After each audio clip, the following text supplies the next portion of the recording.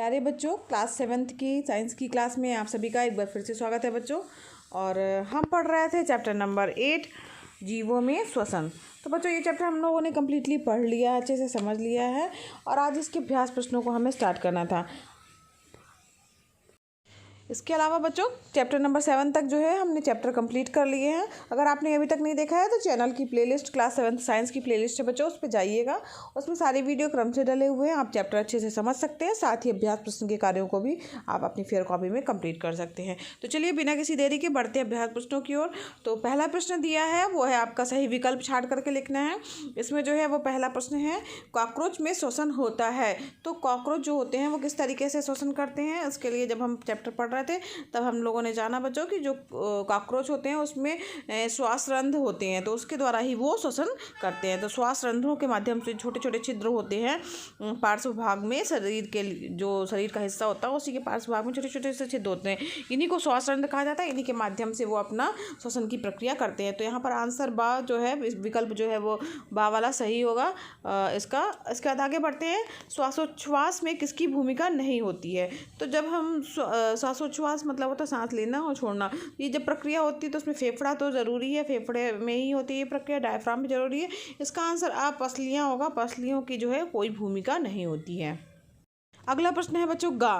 तो यहाँ पर निशान में पाई दिया, पाई नहीं बल्कि प्रश्न में सी है। सी के आकार के छल्ले जैसी आकृति या छल्ले जैसी जो संरचना होती है वो क्या होती है या कहाँ होती है। तो श्वास नली में ही बच्चों सी के आकृति की संरचना होती है। तो छल्ले जैसी संरचना श्वास नली में होती है। मुख, गुहा, ग्रसनी और फेफड़ा जो है इसका विकल्प गलत है, आ विकल्प इसका सही है। फिर इसके बाद नेक्स्ट प्रश्न की ओर बढ़ते हैं, वो हमारा है बच्चों रिक्त स्थानों की पूर्ति करना है, फिल इन द ब्लैंक्स आपको कंप्लीट करने हैं। तो यहाँ पर फिल इन द ब्लैंक्स जो कंप्लीट करेंगे उसमें का दिया हुआ है, नासिका की गुहा को ब्लैंक कहते हैं, तो नासा गुहा कहा जाता है। ठीक है। फिर नासा गुहा की दीवार पर ब्लैंक ग्रंथियां होती हैं, तो कौन सी ग्रंथियां होती हैं, श्लेष्म ग्रंथियां होती हैं। उसके बाद व्यायाम करते समय श्वसन दर ब्लैंक जाती है तो बढ़ जाती है। जब हम व्यायाम करते हैं बच्चों तो जो श्वसन की दर है हमारी, हम जल्दी जल्दी तेज़ी से सांस लेते हैं तो श्वसन की दर क्या होती है, वो बढ़ जाती है। इसके बाद है अगला है बच्चों, कॉकरोच द्वारा श्वसन करता है, तो श्वास रंध्र के द्वारा जो है वो श्वसन करता है। इसके बाद है श्वसन क्रिया में ऊर्जा खर्च होती है, ऊर्जा होती है। तो ऊर्जा जो है वो खर्च, जो सांस की प्रक्रिया करते हैं तो उसमें जो है ऊर्जा जो है वो खर्च होती है। या सॉरी बच्चों, इसका इसका जो ये यहाँ पर खर्च नहीं होगा। श्वसन की क्रिया में जब हम अंतर पढ़ रहे थे, श्वासोच्छ्वास की क्रिया जो होती है उसमें ऊर्जा खर्च होती है, जबकि श्वसन की प्रक्रिया में क्या होता है, ऊर्जा मुक्त होती है। तो यहाँ पर क्या आ जाएगा उत्तर आपका मुक्त। फिल इन द ब्लैंक्स में यहाँ क्या लिखेंगे आप बच्चों, मुक्त होती है। ठीक है। तो इसका सही उत्तर जो है अंगा का वो हो जाएगा, श्वसन क्रिया में ऊर्जा मुक्त होती है। इसके बाद है बच्चों सही कथन के आगे सही का निशान लगाना है और गलत के आगे जो है वो आपको गलत का निशान लगाना है। तो यहाँ पर का दिया हुआ है, अत्यधिक व्यायाम करते समय व्यक्ति की श्वसन दर धीमी हो जाती है। तो जब हम ज़्यादा एक्सरसाइज करते हैं तो हमारी श्वसन की जो गति क्या होती है, बढ़ जाती है, धीमी नहीं होती बल्कि बढ़ जाती है। तो ये जो कथन दिया हुआ धीमा होने वाला ये गलत है। तो यहाँ पर पहला वाला जो है आपका क्या हो जाएगा, कथन गलत का निशान लगा दीजिएगा। नेक्स्ट है बच्चों खा, अंतः श्वसन में ऑक्सीजन युक्त वायु ग्रहण की जाती है।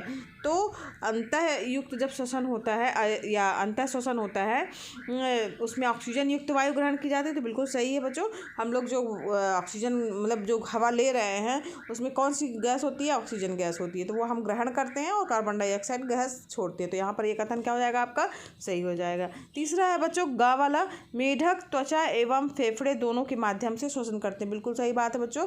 मेढक जो है वो त्वचा से भी श्वसन करते हैं और फेफड़ों से भी करते हैं। त्वचा से श्वसन कब करते हैं, जब वो पानी के अंदर रहते हैं, और इसके बाद फेफड़े से श्वसन कब करते हैं मेढक, जब वो बाहर ज़मीन पर होते हैं तो वो फेफड़े के माध्यम से श्वसन करते हैं और पानी पे वो त्वचा के माध्यम से श्वसन करते हैं। कथन बिल्कुल सही है, सही का निशान लगा दीजिएगा। अगला है बच्चों घा, उच्छ्वासन को निश्वसन भी कहते हैं। तो ये भी आपका कथन सही है, इसके आगे भी सही का निशान लगाइएगा। फिर अंगा कथन है बच्चों आपका, पेड़ पौधे रंध्रों द्वारा श्वसन करते हैं। तो बिल्कुल सही है, पेड़ पौधे जो हैं वो रंध्रों के माध्यम से ही अपना श्वसन करते हैं। बढ़ते हैं बच्चों चौथे प्रश्न की ओर अपने। तो चौथा प्रश्न है हमारा सही मिलान करना। तो यहाँ पर आपको स्तंभ का दिया गया है और इसके आगे स्तंभ खा दिया हुआ है, इसमें आपको सही मिलान करना है। अब पहला का दिया है अंतः श्वसन में, ठीक है। तो यहाँ पर दिया हुआ है अंतः श्वसन में तो इसका जो है ऑक्सीजन ग्रहण की जाती है। तो इसका का के आगे जो है वो बा वाला जो है सही स्तंभ जो है लिखिएगा। अंतः श्वसन में ऑक्सीजन गैस जो है वो ग्रहण की जाती है। फिर श्वासोच्छ्वास, खा है जो आपका वो है श्वासोच्छ्वास। तो श्वासोच्छ्वास में बच्चों अंतः श्वसन और उच्छ्वसन दोनों ही होता है। तो इसके बाद खा का जो है वो सही कौन सा होगा स्तंभ, तो मिलान में तो खा के आगे जो है सा लिखिएगा, अंतः श्वसन प्लस उच्छ्वसन।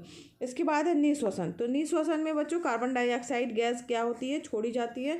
तो गा का जो है वो दा वाला जो है वो सही होगा आपका।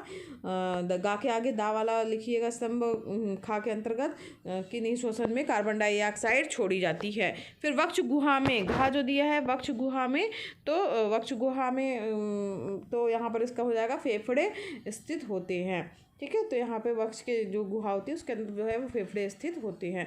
तो घा का क्या हो जाएगा, आ हो जाएगा। तो इस प्रकार से स्तंभ का स्तंभ खा से मिलान हो गया और इसी तरीके से आपको करना है। इसके बाद है अगला प्रश्न है वो है निम्नलिखित प्रश्नों के उत्तर देना है। तो ये कुछ प्रश्न बचे हुए बच्चों, इन प्रश्नों को जो है हम नेक्स्ट वीडियो क्लास में हल करेंगे और उसके बाद हमारा ये चैप्टर समाप्त हो जाएगा। आज के लिए बच्चों बस इतना ही। ये आप अपने बहुविकल्पीय प्रश्न, फिल इन द ब्लैंक्स, सही गलत और सही मिलान वाले जो है प्रश्नों को फेयर कॉपी में कंप्लीट कर लीजिएगा। आज की क्लास में इतना ही। अगर बच्चों पढ़ाना पसंद आ रहा हो तो वीडियो को लाइक कीजिएगा, चैनल पर नए हैं तो चैनल को सब्सक्राइब कीजिएगा बच्चों। और ये वीडियो क्लासेस फ्री हैं तो आप भी लाभ लीजिए, अपने फ्रेंड्स को भी शेयर कीजिए ताकि वो भी इसका लाभ ले सके। और बच्चों बेल आइकन दबाना मत भूलिएगा, नहीं तो नए वीडियो का नोटिफिकेशन आपको सबसे पहले नहीं मिलेगा। धन्यवाद बच्चों, मिलते हैं नेक्स्ट वीडियो क्लास में।